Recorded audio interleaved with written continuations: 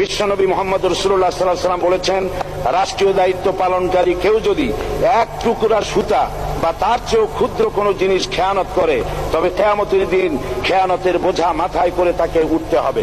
মাননীয় স্পিকার, আল্লাহ রসুল যে সরকার ব্যবস্থা প্রতিষ্ঠা করেছিলেন তা সত্যিকার অর্থে ছিল জনকল্যাণমূলক সরকার।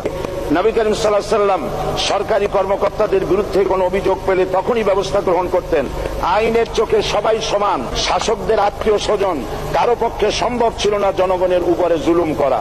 খলিফা ওমর রাদিয়াল্লাহু তাআলা আনহুর এক ছেলে অপরাধী প্রমাণিত হলে সে দণ্ডভোগ থেকে রেহাই পায়নি, এমনকি এতে তার মৃত্যুদণ্ড হয়েছিল।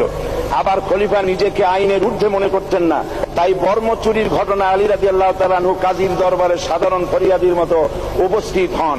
নিজের ছেলে ও চাকরের সাক্ষী যথেষ্ট না হয় কাজী খলিফার বিপক্ষে রায় দেন। এখানে বিচার বিভাগ ছিল সম্পূর্ণ স্বাধীন এবং শাসন বিভাগের নিকট